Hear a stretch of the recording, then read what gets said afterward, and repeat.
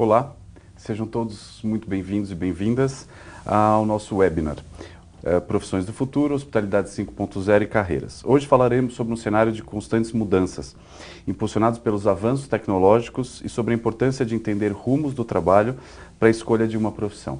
Eu sou Marcelo Traudi, serei o mediador dessa discussão hoje. Eu sou graduado e pós-graduado em hotelaria pelo Senac, fiz mestrado em administração pela PUC São Paulo, tenho especialização em gestão e desenvolvimento de restaurantes e planejamento de restaurantes pela Florida International University. Hoje eu sou professor pesquisador também do Centro Universitário Senac. Sou responsável por uma série de disciplinas que discutem comportamento do consumidor. Também coordeno um projeto do Senac chamado Alunos no Comando, que desafia os alunos a administrarem um dos nossos hotéis de escola durante um final de semana inteiro.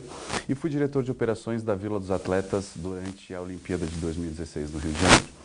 Hoje nós teremos duas convidadas, a nossa querida Béia Carvalho e a nossa Paula Pinto e Silva.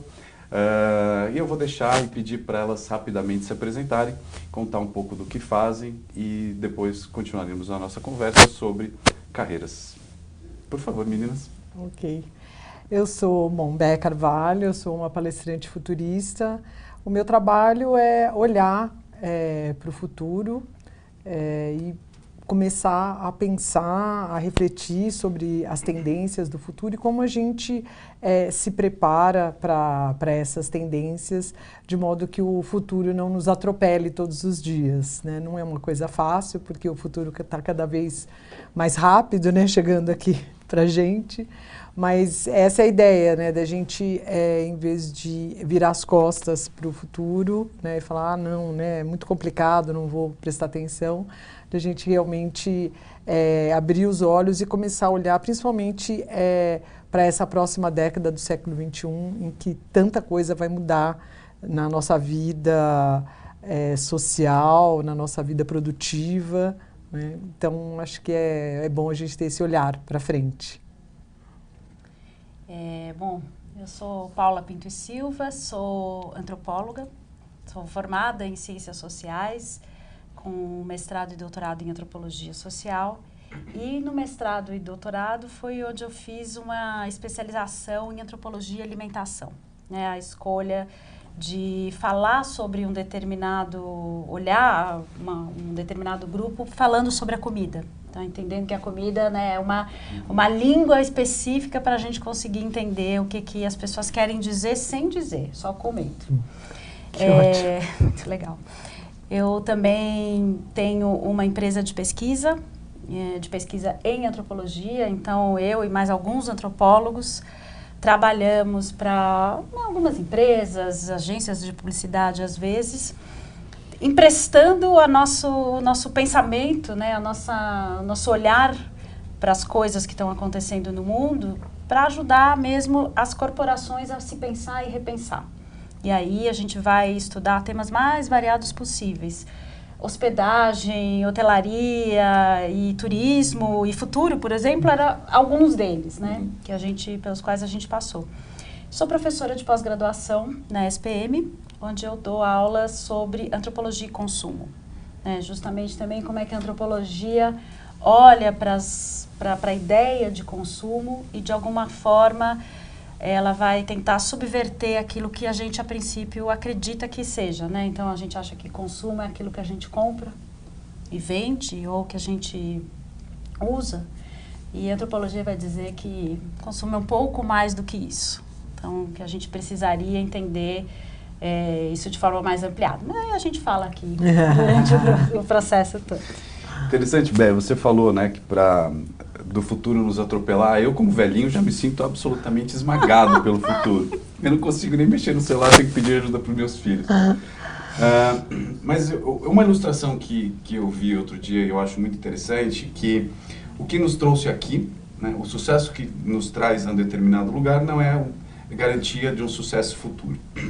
Eu acho que a gente pode fazer uma analogia, né, com isso em relação às nossas carreiras, né? Inclusive às nossas vidas pessoais. Então eu queria que você comentasse um pouco, né, como você vê isso, ou seja, esse futuro incerto, porque o passado é certo porque conhecemos, né? O futuro é incerto porque, né, a gente não sabe o que vem por aí.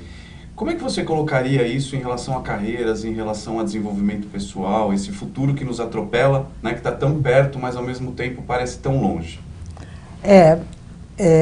Tem uma frase que diz que o futuro não é uma extensão do presente, né? Eu acho que até o século passado, eu acho que era mais ou menos isso, né? O futuro era sempre uma extensão do presente, né? Porque as mudanças não eram tão drásticas, numa velocidade tão absurda como o que a gente está passando hoje, né? Então, quanto mais a gente tem essa ideia de que o futuro é uma simples extensão do presente, menos você se preocupa com o futuro, porque é só um desenrolar do que você está vivendo agora, que vai se desenrolar ali na frente, né? Então, eu sempre costumo dizer, né, que quando você olha para isso daqui, né, isso daqui não é um telefone preto mais melhorado, ou muito mais melhorado, ou mega mais melhorado. Não, isso daqui é outra coisa, não é a extensão do telefone, né? Ou, sei lá, o patinete aqui, que estamos aqui na Faria Lima, né, cheio de patinetes. O patinete não é o patinete que eu andava quando eu era pequeno, né? Não é a mesma coisa, não é ele só melhorado, né? E eu acho que essa coisa que você falou, se o presente está mais perto ou está mais longe, eu acho que ele é tão ameaçador exatamente porque a gente tem essa ruptura entre o século XX e o século XXI, né, quando as coisas começam realmente a ter uma velocidade absurda, que a gente coloca as coisas lá num futuro distante, né? Então, às vezes, eu dou uma palestra sobre o futuro e eu falo assim, nossa, hoje eu só falei do presente, né? Porque, na realidade, tudo que a gente fala sobre o futuro já existe, né? Mas como as pessoas... É tão ameaçador que você coloca aquilo lá na frente. Não, um dia vai acontecer isso daí, entendeu? Não, já está acontecendo. Mas, então, eu acho que depende muito de onde a pessoa está posicionada, né? Ela está vendo essas coisas que umas estão colocando no futuro como presente, né? E dependendo de onde ela está posicionada, ela está falando, não, isso daí vai ser para os meus netos, né? Assim, ela está... Porque... realmente é muito ameaçador, né? Mas eu acho que quanto mais você compreende isso, né, que tem essa ruptura, que não é um desenrolar, mais você compreende que você tem que se preparar, né? Que você tem que, por exemplo, estudar, né? Que eu acho que essa frase do Alvin Toffler, que agora todo mundo usa, né? Mas que ele falou há 50 anos atrás, né? Que ele falou que no futuro todo mundo ia ter que aprender, desaprender para reaprender, né? E você só compreende isso, que você tem que aprender até o último dia da sua vida, se você entende que esse futuro é muito diferente do presente. Senão você fala, não, estou tranquilo, eu já aprendi, eu fiz faculdade, ó, estou bem. Né? Paula?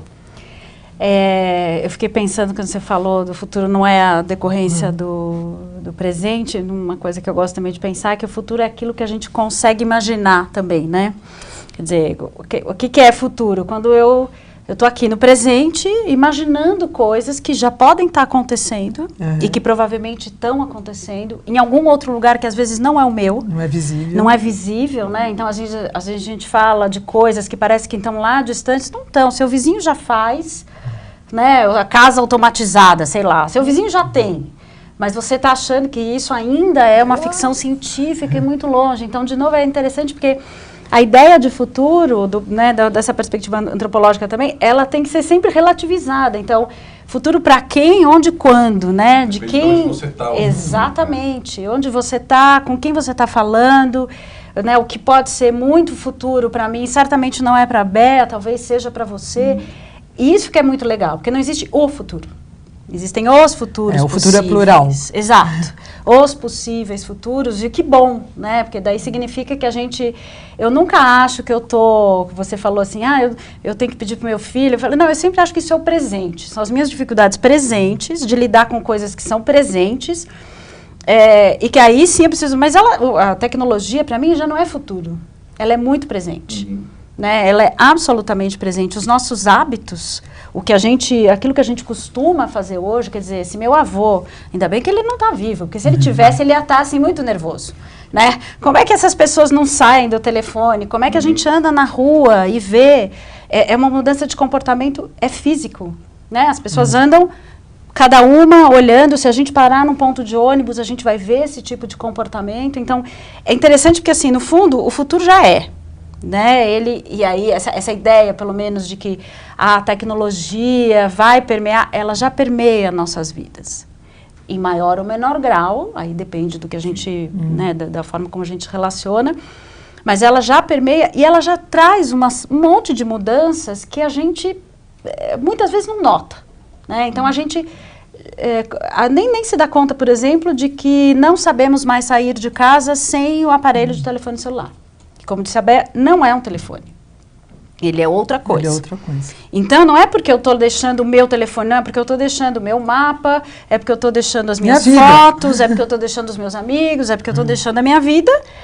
E aí você, obviamente, não consegue mais sair dali. Então, tem uma coisa que é interessante, eu acho que é isso, assim, de perceber que aquilo que a gente olha, né, às vezes eu falo assim, isso aqui não é do meu tempo. Não, o seu tempo é o tempo que você vive. Então, não importa se você seja mais velho ou mais novo, você vive, você é tão contemporâneo quanto seus filhos, né? Porque é isso, estamos vivendo todos contemporâneos ao mesmo tempo. Então, lidamos com essa ideia de futuro, aí sim eu acho, a ideia de futuro é que é isso que vai mudar. Aquilo que a gente espera do futuro, então se eu tenho medo do futuro, aí eu digo, não sei mexer nisso, aqui não é pra mim. Se eu não tenho medo do futuro, eu estou lá testando e dando risada, inclusive, porque às vezes, né, eu lembro quando eu comecei a responder para as minhas filhas com emojis e com essas figurinhas, elas davam gargalhadas, porque falavam, mãe, você não sabe usar. Eu achei, não é nessa hora, não é tanto assim, mas de novo, né, eu estava me sentindo plenamente no futuro, já entendendo que esta era a linguagem. E, enfim, acho que é isso, a gente pensar um pouco nessa pluralidade, que eu acho que ajuda também a gente a abrir a... Mas esse exemplo que você deu é muito bom. Eu queria falar só uma coisinha antes, que hoje na hora do almoço alguém estava falando assim, você sabe que já existem ciborgues? Eu falei, assim, já existem ciborgues. Eles estão em todos os lugares. Aí pensei que, sei lá, que era uma brincadeira, o que era. Daí falou, não, somos nós com o celular, né? Então, como a gente não pode mais, se esqueceu, você vai voltar. Então, você vai ficar o quê? Segundos sem ele. Então, você é um ciborgue. Né? Isso é muito interessante. Você, numa das suas palestras, fez esse comentário, que alguém precisaria se esforçar muito para se perder em 2020. Né? Isso foi em 2000. Nossa! Né? E hoje, de fato, né? A gente... Faz uns 10 anos que a gente não se perde. Pois é, né? E isso é uma tecnologia tão acessível, né? O GPS era uma coisa, você até comentou que custava caríssimo, pediam para trazer de fora, e hoje a gente praticamente veste, né? Porque se você pega aqueles óculos, enfim, né? Você veste a tecnologia hoje. E não é hoje. Se a gente pensar, marca-passo, o que ele é? Na verdade, é um regulador, né? Automático do batimento cardíaco. Então, a gente, né, às vezes, tem a tecnologia muito próxima das nossas relações, né, dos nossos dias a dias, e nem percebe. Mas eu queria pegar esse gancho que você falou das figurinhas, porque eu acho que isso tem a ver com a conversa de hoje, que é tocar a tecnologia. Né? Olhar lá, como que é? Deixa eu pôr a mão, deixa eu ver, deixa eu abraçar, como que é isso? Né? Então, quando você vai lá e mandou a figurinha, você está tocando ela, né? E aí tem uma resposta, mãe, não é assim, mãe, né? Não é essa hora, não é essa, sei lá, você não entendeu. Né? A mesma coisa, por exemplo, quando você vê selfie, né? Você vê uma selfie, você fala assim, tá vendo? Olha para a cara da menina, ela tem o quê? Ela tem menos de 25 anos. Né? Uma selfie de uma pessoa abaixo de 20 anos é uma coisa, acima de 20 é outra, acima de 30 é outra, acima de 50 é outra. Já né? nem deu. É uma coisa horrível. Não tão né? de perto que... Mas aí o que é? Você tá tocando aquilo e você começa a interagir com aquilo. E saber o que você tem que fazer e o que ela faz, aquela máquina, aquele aplicativo, e o que você pode fazer. E quanto mais você faz essa amizade, né? Mas você sabe qual é o que você tem que evoluir e o que ela tem de poder, de potencial, né? Que você pode usufruir ou não. Então, isso emenda com aquela história, assim, quanto mais medo do futuro você tem, menos você se engaja com tecnologia. Uhum. Quanto menos você se engaja com tecnologia, mais o futuro te atropela. Uhum. Quer dizer, mais submisso às máquinas você vai ser. Porque você não tem ideia. Você nunca tocou lá, nunca mandou uma figurinha. Entendeu? Então você não tem intimidade.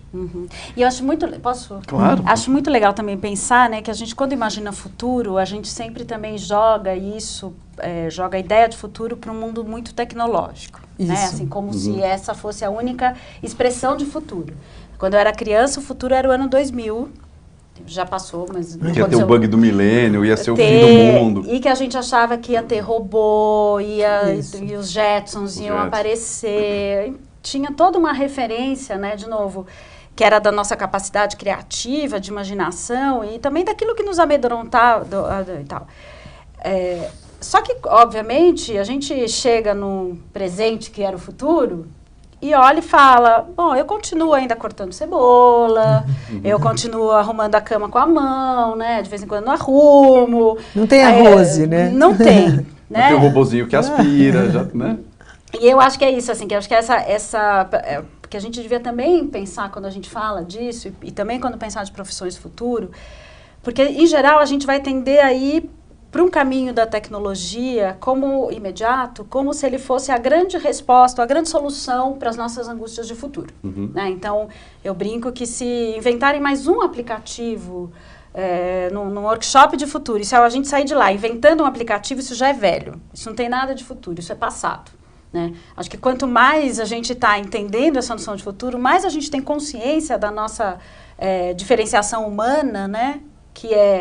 Que nada tem a ver com a tecnologia, mas do uso que se faz dela. Então, a tecnologia pode ser tocada, mas ela pode estar em mim. Se eu tiver um chip dentro de mim, se eu tiver, enfim, 1000 possibilidades, outras. Mas a questão é, o que eu faço com isso? Como é que eu pergunto para a tecnologia? Né? A gente hoje não se perde mais, porque a gente tem os GPS. Os filósofos e poetas do século XIX iam ficar tristes, porque eles diziam que se perder na cidade... É a melhor forma de se conhecer. É o conceito do flaner. Exato. É quando você começa a olhar para as coisas e descobrir o caminho que você não conhecia, e descobrir a paisagem que você nunca viu, e pessoas com quem você nunca conversou. Então, né, a minha provocação aqui também para que a gente pense, como é que a gente pensa nesse futuro, sempre tecnológico, porque somos, daqui não teremos como, mas sem perder essa capacidade humana, que é uma capacidade imaginativa, que é uma capacidade criativa, deveria ser crítica e questionadora, né? E essa capacidade de descobrir coisas pelo inesperado. A tecnologia, ela traz pra gente, acho que uma coisa muito segura. Eu olho hoje onde eu vou, eu sei em quanto tempo eu chego, o caminho, eu não me perco, eu não tenho... nada dá errado. É justamente esse nada dá errado que torna a nossa vida, muitas vezes, uma ficção. E daí, quando eu chego e me deparo com algo que eu não tinha pensado, eu tenho um problema. Tenho frustrações, tenho depressões, tenho coisas horrorosas. Então, como é que a gente prepara também pessoas, né, jovens e não tão jovens assim, que vão lidar com... coisas muito concretas, que a vida é feita disso, né?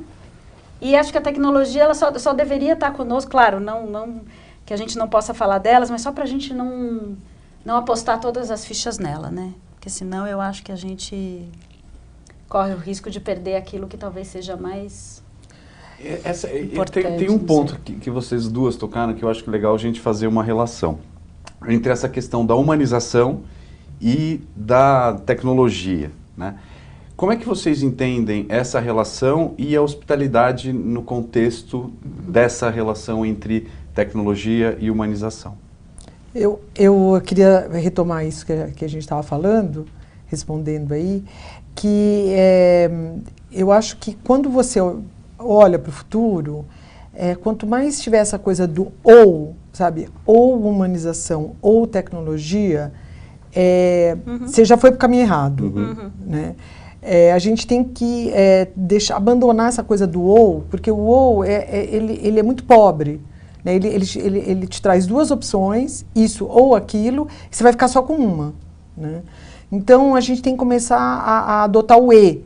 Né? Então, assim, pode ser isso, e aquilo, e aquilo, e aquilo, e aquilo. Assim, pode ser 1 milhão de coisas. E as pessoas estão cada vez mais todos os assuntos são é isso ou aquilo. Não, é isso e aquilo. Então, assim, não existe no futuro, você pensar um futuro, pelo menos aí, vamos falar até 2040, você pensar um futuro que é assim, ou é humano ou é a tecnologia. É junto, por isso que eu falei do tocar. Porque quanto mais você experiencia, você perde esse receio e você começa a entender como você não fica subjugado a ela. Porque eu acho que esse conforto que você falou que a gente tem, que tudo dá certo, é essa tecnologia bobinha que nós estamos usando. O futuro não é isso, né? Então, assim, como que sei lá, edição genética? Entendeu? É tecnologia, mas não vai dar tudo certo. Então, assim, quanto mais você se afasta, menos você tem poder de agir sobre assuntos como edição genética, né? Como privacidade, né? Porque você é tão alheio que você não consegue agir politicamente, né? Tô dizendo. E aí eu me perdi. Que você... E a relação da hospitalidade com essa relação humana e então, eu acho que você também tocou num ponto que eu queria falar essa coisa do num ponto que a gente é um ser imaginativo, criativo, deveria ser crítico, você falou, né, que eu gostei. Eu estava pensando sobre isso quando a gente, né, começou a falar negócio de hospitalidade, que realmente, quando você olha todas as características da hospitalidade, são coisas dos seres humanos, né? Porém, são coisas que no século passado foram, assim, achatadas. Então, assim, não é para você ser muito imaginativo. Não é para você ser muito criativo. Crítico não é para você ser nem um pouquinho. Imaginativo a gente deixa de ser sábado e domingo, mas assim, crítico nunca, né? Então essa quando a gente fala assim, mas sabe, hospitalidade é fácil, porque está dentro de cada um de nós. Então você não precisa estudar, ou você não precisa fazer muita coisa. Não, a gente precisa resgatar tudo isso. Porque isso daí foi meio achatado com todas essas coisas de... não fica aí olhando para o nada, né? Você está lá querendo imaginar alguma coisa. Não, você não está fazendo nada. Você, né, faz alguma coisa de útil, né? Então, assim, o útil no século passado sempre foi aliado a qualquer coisa que não fosse imaginar, que não fosse criar, né? Que hoje chama de soft skills, né? Então, eu acho que a hospitalidade, a primeira coisa, eu acho que é uma coisa que a gente tem que resgatar. Ela é natural do ser humano, mas ela não vai surgir naturalmente. Acho que a gente tem que ir lá e resgatar. E a hospitalidade, ela tem muito a ver com duas tendências do futuro, para dizer o mínimo, mas assim, acho que ficar nessas duas, acho que dá para a gente imaginar bem, que é a diversidade e a globalização. Né? Então, o fato da gente estar vivendo num mundo globalizado, e um mundo globalizado é um mundo diverso, e o fato da diversidade também entrar na roda de conversa pelo eixo da inovação, quer dizer, nós precisamos, né, acolher a diversidade para a gente poder acolher mais talentos, como que você lida com essas duas coisas, quer dizer, cada vez mais gente ao mesmo tempo, porque é globalizado, né, e diverso. Então, você, de repente, podia saber o que era acolher um certo grupo, um certo tipo de pessoa, né? Mas agora você está acolhendo pessoas que têm credos diferentes, nem vamos falar, né? Cor, credo, raça, etnia, sei lá, tudo muito, experiências muito diferentes, né? Então, será que você realmente sabe acolher, né, essa... Então, quanto mais você vai para o futuro, mais... o futuro é mais velho, né? As pessoas, você vai ter gente mais velha, muito mais gente velha, você vai ter muito mais orientais, o mundo vai ficar cada vez mais orientalizado e você vai ter cada vez mais diversidade. Então, tem uma pesquisa que diz que em 2030, um casal de homem e mulher com 2 filhos vai representar menos de 50% das famílias. Então, eu fico pensando assim, como que a gente vai lidar com isso, né, na hospitalidade. Você falou uma coisa que eu achei muito legal, você falou o futuro, vai ter mais gente velha, eu fiquei pensando, enquanto você falava assim, no futuro a gente vai ter que voltar para o passado. Em que sentido? De buscar, talvez, essa nossa característica humana, né, que foi perdida, que foi dissipada, que foi achatada pelos tempos e muito em função até da nossa crença de que a tecnologia substituiria essas características. Então, na passagem do século XVIII para o XIX, tem uma grande preocupação que as máquinas vão substituir os homens. Não, elas não substituíram, mas os homens acabaram criando um tempo, vivem num tempo que é o tempo da máquina, um tempo de produção, etc. Quando a gente tem a passagem do século XX, a tecnologia vai substituir, na verdade não, a tecnologia não substitui, só que nós sim vamos perdendo determinadas capacidades humanas, que não é que nascemos, obviamente, com elas, mas só conseguiremos colocá-las em prática por meio do exercício. Do exercício. Esse é o exercício. Por isso que eu brinco voltar para o passado, porque assim, a vida do meu avô era muito mais diversa do que a minha. E por que eu digo isso? Porque sim, meu avô convivia com os vizinhos, com a rua, com as pessoas do trabalho, com as pessoas da família e tal. Ele não deletava ninguém, ele não excluía do grupo, ele não deixava mudo no WhatsApp, porque ele não tinha. Então, ele tinha que estabelecer diálogo e conversa para poder conseguir as coisas que queria. Esse era o mundo que ele vivia. O meu mundo é um mundo muito mais simples, onde a diversidade pode ser eliminada assim que eu quiser. Se eu não quiser conversar com você, porque nós não somos do mesmo time, eu corto. Partido político, eu corto. Mesmo credo não é, eu corto. Então, de novo, né, eu acho que esse é um desafio de futuro que embora a diversidade se aproxime, a gente tem ferramentas para eliminar. Se a gente quiser receber na sua casa só aqueles que são idênticos a você, você recebe. Né?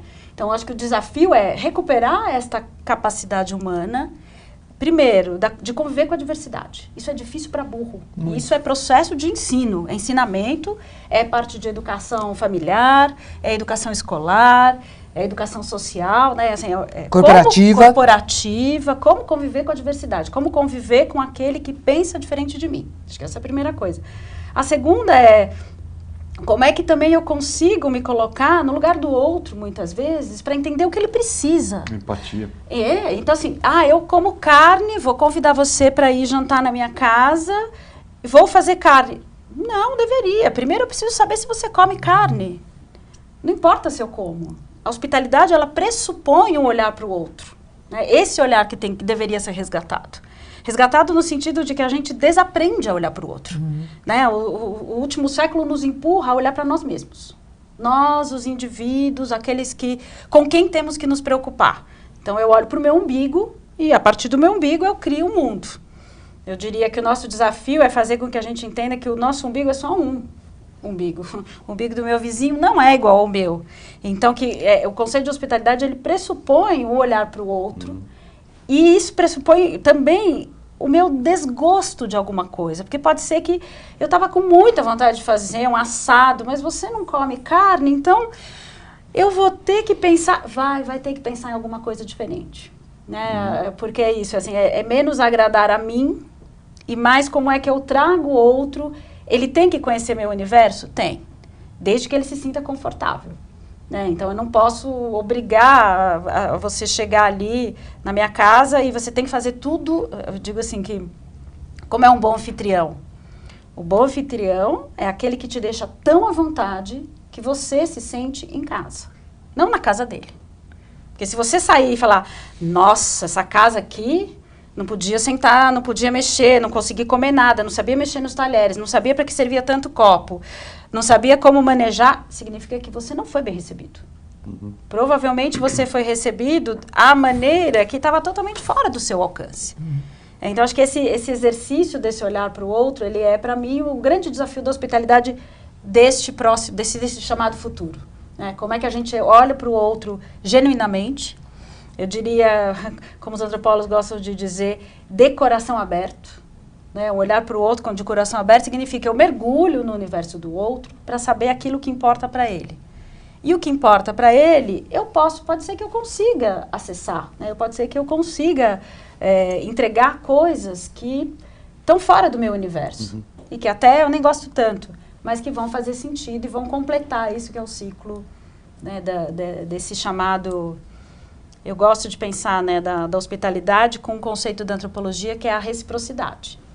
Né? Dar, receber e retribuir. A gente diz que é isso aí. Esse é um conceito, um conceito que a gente considera universal. Não existe grupo humano que não esteja assim em volta dessa tríade. E é isso, não adianta só eu receber você, é preciso que você saia de lá com este sentimento de que foi bem recebido. De que aqui você foi bem aceito, de que eles entenderam o que você precisava e por isso você vai voltar. Né? E essa reciprocidade, ela é super importante. Não adianta só você sair e falar, foi um ótimo lugar que eu visitei, ou que eu jantei, ou que eu dormi. Você voltaria?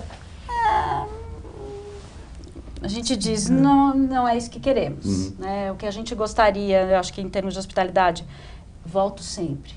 Nem vou ver outro lugar. Aqui eles sabem como eu gosto. Aqui eles me apresentam coisas que eu ainda não conheço, mas de um jeito que eu goste. Enfim, eu acho que tem um caminho bem complexo para a gente desenvolver, porque ele passa, do meu ponto de vista, principalmente por nós mesmos. Aí não é nenhum aplicativo que vai nos ajudar nesse sentido, né? Ampliação do olhar para o outro, é por nós. Estamos dispostos, né? Processo.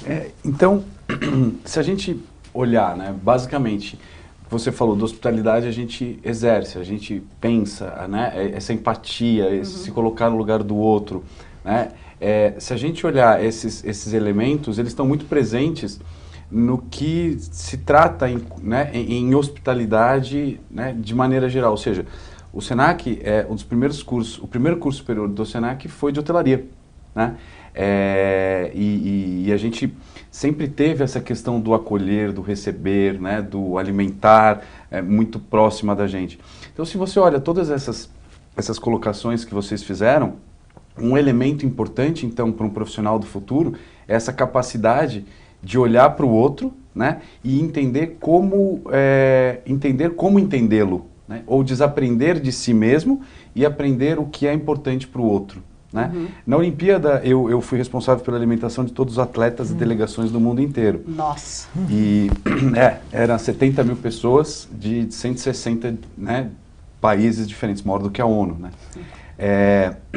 E uma das coisas que eu tinha agentes de hospitalidade. Então não tinha garçom, não tinha atendente, só tinha pessoas que cuidavam dos outros. Das mais diferentes formas. Né? Então, preparava comida, entregava comida, limpava o ambiente. Então, essa questão da hospitalidade foi extremamente importante para entender essas outras culturas, entender essas outras relações, né? Então, eu fico muito contente de saber que se a gente olha para essas soft skills, essas habilidades que a gente precisa ter no futuro, e aí você tem uma palestra interessante, Bé, que eu vi você falar, que você falou...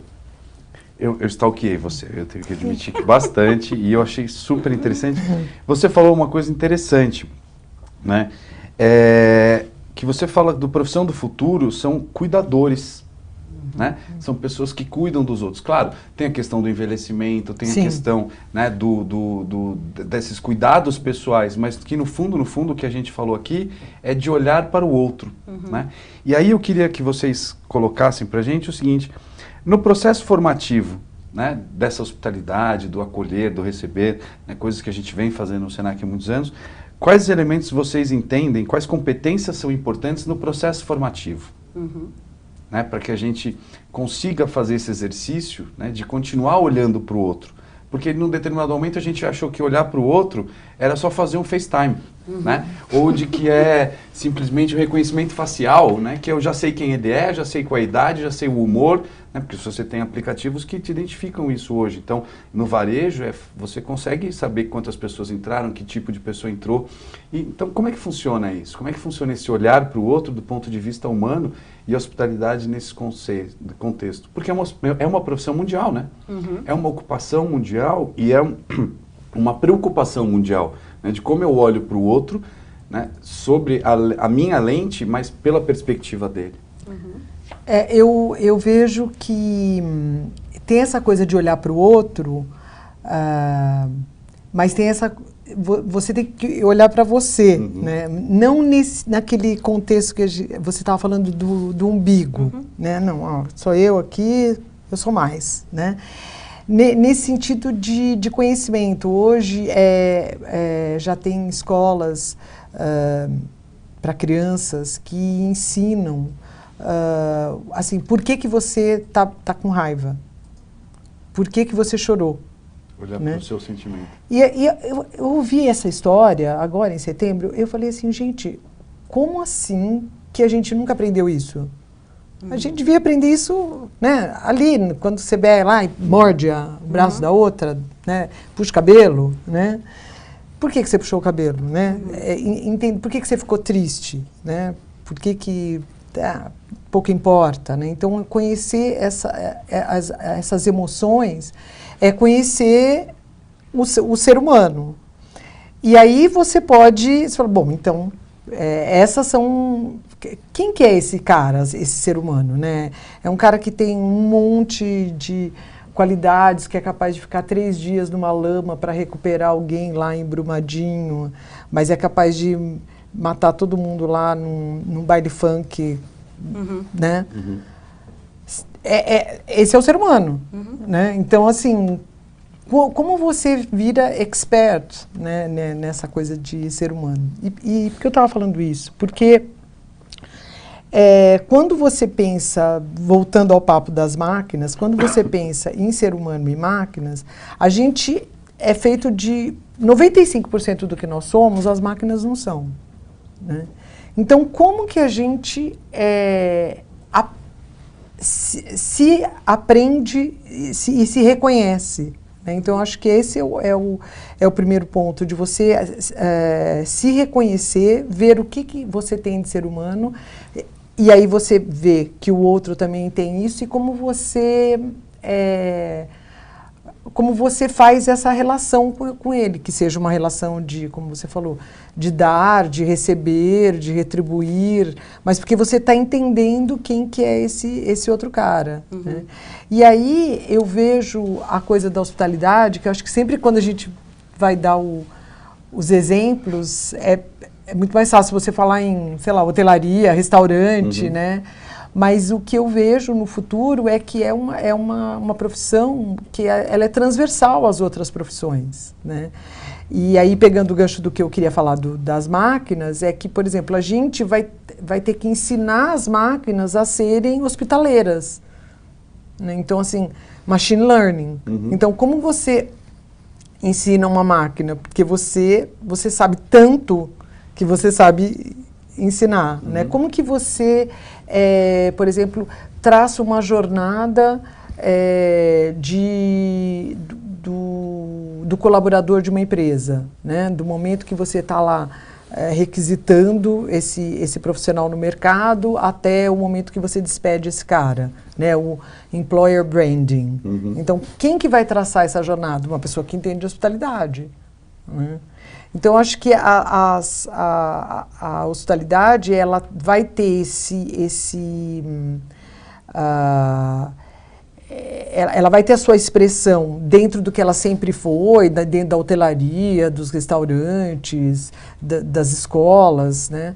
Mas ela também vai ter esse papel que é transversal num mundo diverso e globalizado e velho, Verdade. Entendeu? Então, acho que essas três tendências de diversidade, globalização e longevidade, elas vão puxar várias novas profissões e essas novas profissões, elas estarão embebidas de hospitalidade, mesmo que não seja não seja a ponta da profissão, não seja essa, mas ela vai estar, ela vai ter que ter isso.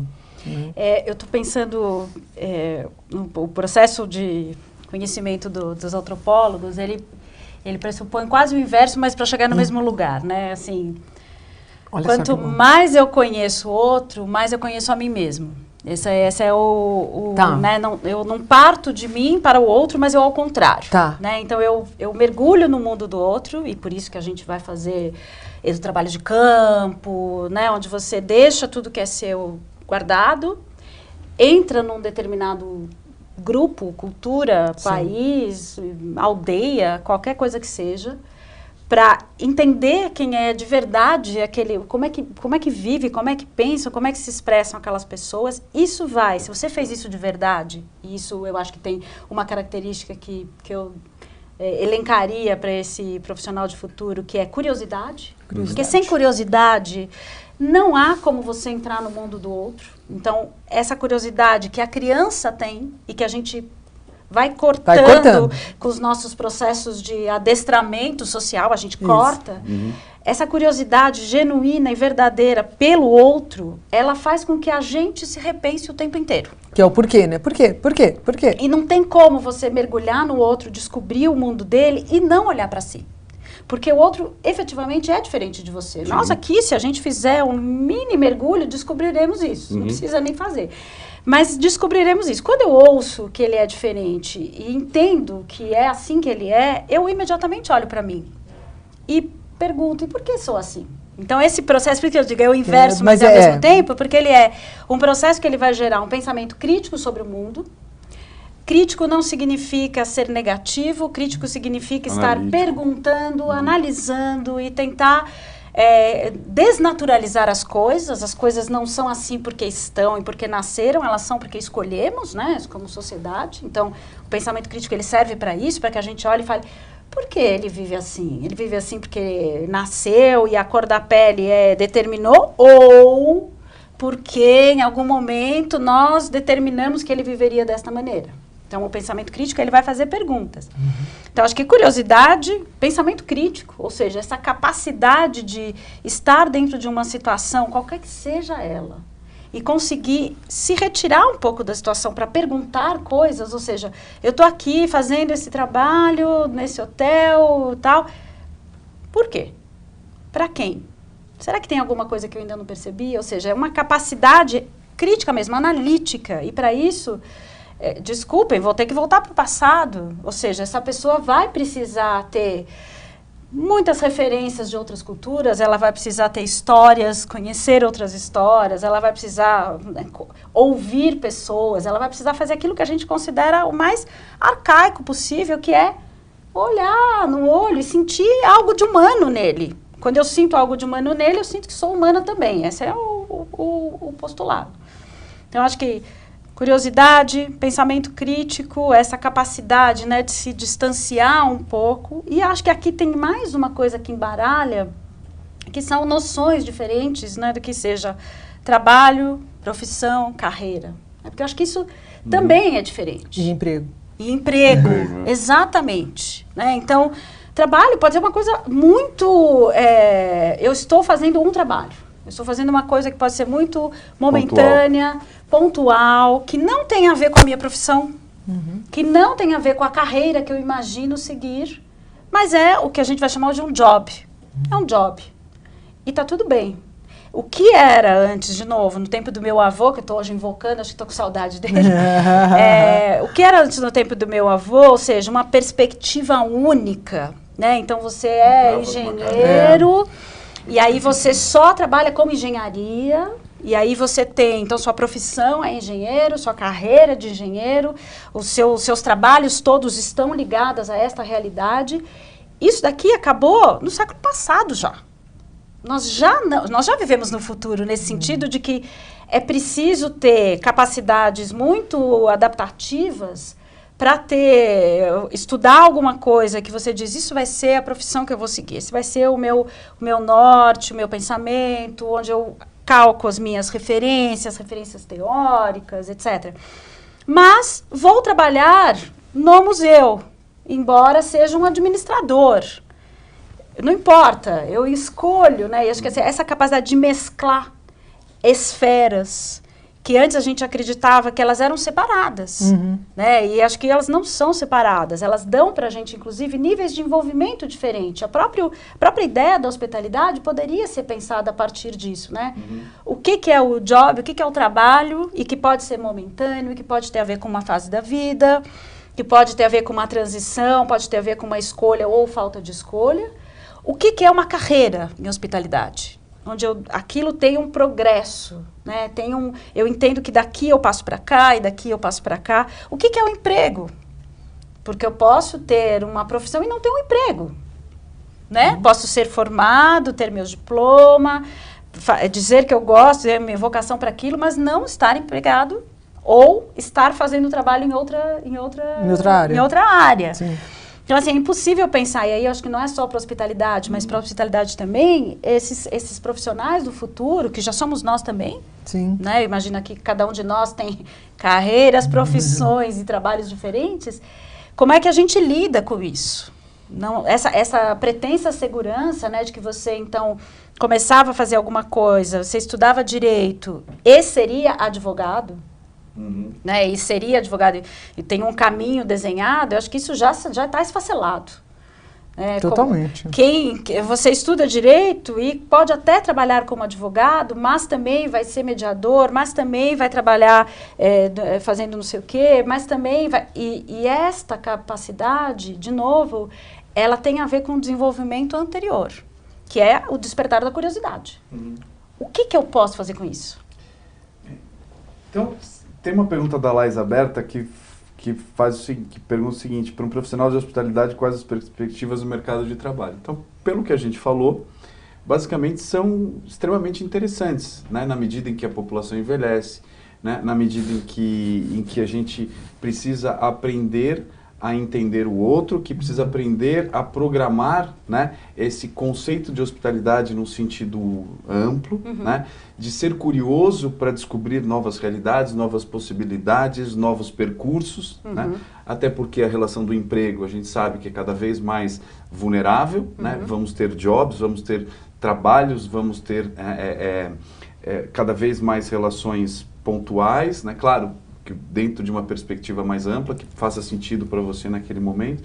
Então, nesse contexto, acho que a gente já, né, entendeu um pouco que o profissional de hospitalidade tem um elemento muito positivo, né, que é o dessa capacidade de olhar para o outro e dessa capacidade de acolher o outro, né? Além do alimentar, né, Paula, que a gente sabe que eu fico pensando também pela pergunta mercado de trabalho, né? De novo, aí a minha, não sei o que a Bea acha disso, mas eu sempre olho e falo assim, mercado de trabalho, que palavra antiga, né? Porque, de novo, o mercado de trabalho ele vai pressupor quase como um único caminho. Né? Quando eu fui fazer a minha faculdade, me diziam, não tem mercado de trabalho. Realmente, mercado de trabalho antropológico não existe. Qual é a questão? Não é um mercado, é o mercado. Esta capacidade de você poder, com um tipo de formação, desenvolver isso, fazer aquilo, ser aquilo, ingressar naquilo, ela é uma capacidade que está dada para qualquer ser humano. E se você faz um curso, que eu acho que é essa graça da hospitalidade, que ele pode ser multifacetado, trazer essas características mais humanas ou humanísticas, né? Ela tem capacidade de atuar em qualquer circunstância.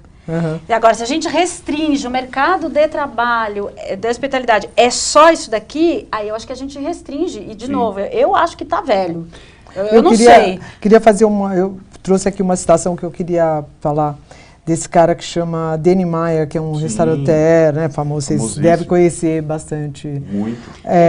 Setting the Table, ele é um ícone. Dono de vários restaurantes americanos. Shake Shack.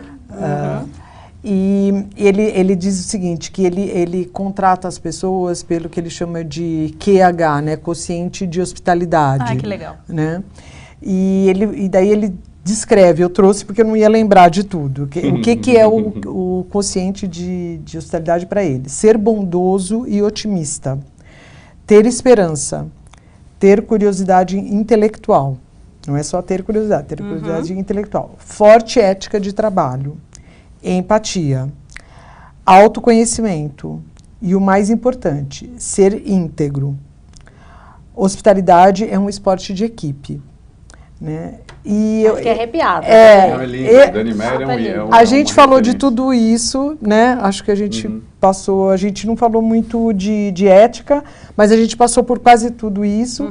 E aí o que eu queria apontar, linkando com o começo da nossa conversa, é que nenhuma dessas coisas tem a ver com máquina.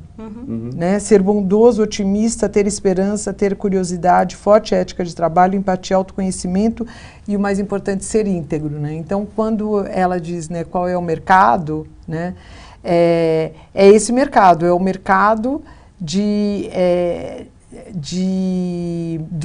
entender seres humanos. E entender seres humanos é o que é onde você vai ter mais oportunidade de criar coisas ou trabalhar em coisas que alguém criou, né? Porque é só você pensar, né? Hoje tudo que a gente tem de, vamos dizer, de mais novo, de mais moderno, foi alguém que pensou num ser humano, né? Alguém, só para voltar na história, alguém pensou que a gente não ia gostar de se perder, né? Como facilitar a vida. Como facilitar, né? Então, você tem que entender muito do outro, né? Para você... E eu acho que isso daí, quando a gente olha que esse é o coeficiente de hospitalidade, para mim, assim, é um pote de ouro, né? Super. É um lugar onde você quer estar. E depende do local também, né? Ou seja, totalmente. Isso universal. É universal. Né? É transversal e universal. Se a gente fala, né, de uma característica hospitaleira, né, de você, de fato, pensar nisso, o mercado é o mundo. Sim. Exatamente. Né? Não estamos falando de Brasil, não estamos falando, né, dos Estados Unidos, como é o Dani Meyer, né? Enfim, nós estamos falando de um contexto geral. As perguntas estão chegando do público, então vamos lá. Como tudo está acontecendo rapidamente, novas profissões estão surgindo, que na realidade não estamos preparados. O que instituições como o Senac estão oferecendo de curso para nos preparar para essa realidade? De diversas maneiras, né? Então aqui eu vou explicar algumas coisas. A gente sempre se preocupa muito, né, com maneiras de ensinar, de maneiras de fazer com que as pessoas saiam do lugar comum, né, e se coloquem no lugar dos outros. Por isso, né, o eixo hospitalidade é tão importante, né, no Senac, é exatamente por isso. Esse webinar é exatamente o modelo, né, ou seja, estamos usando novas formas de nos comunicar, né, etc. Então isso sempre aconteceu no Senac. E aí eu volto a pergunta para vocês, assim, como os alunos de hospitalidade, né, podem ser relevantes no futuro? Isso acho que a gente já entendeu, que é esse olhar o outro. E como é que eu posso saber se eu tenho perfil para essa profissão? Como é que eu olho para mim mesmo e falo, puxa, acho que eu sou de hospitalidade? Eu sim. Você gosta de fazer festinha? Eu sempre gostei de receber pessoas, de dar festinha, de fazer almoço, de fazer jantar, de fazer isso, de preparar não sei o quê. Então, não sei, eu vejo muito, assim, pelo meu umbigo, acho que tem uma coisa, assim, da gente gostar de receber e querer agradar, querer descobrir o outro. Eu ia puxar para minha sardinha aqui, eu diria, fazer essa pergunta básica, se você quer ser antropólogo, né, que é isso, assim, eu sou capaz de viver com o outro radicalmente diferente de mim? Porque se você não for, a gente sempre brinca, desiste, vai para a ciência política, vai para a sociologia, para a filosofia, para qualquer lugar. Muito legal essa resposta, mas muito assim, legal. Esse ser capaz é isso, assim, porque você vai ter que estar num lugar onde você não escolheu. Você não vai escolher as pessoas que vão chegar ali. Nem que vai trabalhar com você. Você não vai escolher quem vai trabalhar com você, você não vai escolher que tipo de público você vai ter. Então, assim, você tem essa capacidade, essa capacidade que ela pode ter com você e você desenvolver, pode não ter, você querer muito e aí desenvolver, e pode simplesmente não ter e não querer. Mas é preciso descobrir, porque lutar contra a sua, né, contra aquilo que você carrega demais, assim, ficar lutando, né, eu queria fazer, mas eu não consigo. E isso nem significa ser muito extrovertido, né? Para mim você gosta você tem essa capacidade ou acha que pode desenvolver essa capacidade de estar com o outro de verdade. Tem gente que não vai conseguir. Então eu diria, mude de curso, vamos fazer outro. Ter aqui um cardápio enorme e a gente escolhe. Se tem, aí eu acho que tem um universo aberto. Né? E esse universo ele vai ter que ser desmembrado aos poucos mesmo, né? Assim, cada um com as suas características, suas qualidades. Então, tem gente mais... Eu adoro, por exemplo, fazer trabalho de campo. Trabalho de campo, você vai lá, você tem que enfrentar o outro. Quando eu mando meus alunos para o trabalho de campo, mas professora, eu sou muito tímida. Eu falo, não tem problema, você pode não falar nada, desde que você consiga se relacionar e se comunicar. E eles voltam transformados. Sim. Entendendo que ele não precisa ser o melhor amigo do outro, mas que ele pode entrar num lugar, perceber coisas, ser generoso nesse olhar. E aí ele retorna com uma solução. Ele consegue desenhar uma solução. Ele não precisa nem falar com o outro. Né? Mas acho que é isso. Ou ele tem essa disponibilidade, ou não. Devia ser meio que o nosso corte para... que é o tal do coeficiente de hospitalidade, né? Que é interessante porque ele emprega a partir daí. É isso aí. Como essas habilidades, né, elas são muito amplas, também a atuação em hospitalidade, né? Muitas vezes a gente só associa isso a trabalhar num hotel ou num restaurante, mas, né, a própria Bea colocou, ou seja, né, a gente tem uma gama de possibilidades muito grande, né? Afinal de contas, você pode trabalhar recebendo pessoas dos mais diferentes eventos, você pode trabalhar em navio, você pode trabalhar, né, numa clínica, você pode trabalhar, né, cuidando de pessoas, né, das mais diferentes formas, né, restaurante. Né, e ensinando robô. E ensinando robô. Tem que, né? isso daí vai ser mato. Extremamente interessante, né? Porque eu já vi restaurantes operando com robôs, seja cozinhando, seja servindo, né? Já vi hotéis fazendo isso, mas no fundo, foi o que você falou, Bea, né? Que você também colocou, Paula. Nós estamos pensando no outro, né? Como é que eu vou programar este robozinho para que ele de fato seja alguém e faça alguma coisa agradável para o outro. O dar, né? Receber e retribuir, né? Exatamente, exatamente. Muito legal. Então, eu acho que a gente pode, né, fazer algumas reflexões finais. Então, de tudo isso que a gente conversou, o que você colocaria, né, em relação a essa hospitalidade 5.0, carreira, futuro, né, dentro do que a gente conversou, como é que você colocaria para a gente encaminhar? Vou citar uma frase de um futurista, Gerd Leonhard, que diz que eficácia é para as máquinas. Que legal. Né? Então, nós somos tudo isso que a gente falou, né? Coração, emoção, ética, valores, mistério, consciência, inveja, né? Somos todas as coisas boas e as coisas negativas, e a gente tem que conhecer essa pessoa, ter essa curiosidade de conhecer o outro, para nos conhecermos. Já aprendi. Acho que é super legal. Acho que é isso, assim, né? A hospitalidade, ela tem a ver com esse processo que é humano. Então, o convite, acho que é redescobrir a humanidade que há em nós, né? E poder empregá-la de volta nesse mundo em que a gente vive. O futuro já é. O futuro acontece, né? O futuro é o que a gente também imagina dele. Então, a gente não deveria jogar o futuro para algo muito longe, mas pensar que se a gente não age no presente, não há futuro possível. Né? Então, assim, se essa humanidade não agir, se essa humanização que a gente perdeu em algum momento não voltar e a gente não agir com ela, não adianta a gente imaginar um futuro lindo, porque ele deveria estar acontecendo também agora. Isso aí. Muito legal. Muito bem, muito obrigado. Em nome do Senac, eu agradeço Obrigada a você. a presença de vocês. Prazer. Obrigado pela Delícia. audiência. Obrigado a todos por participar desse webinar. Sejam muito bem-vindos sempre a todas as nossas unidades do Senac. Obrigado.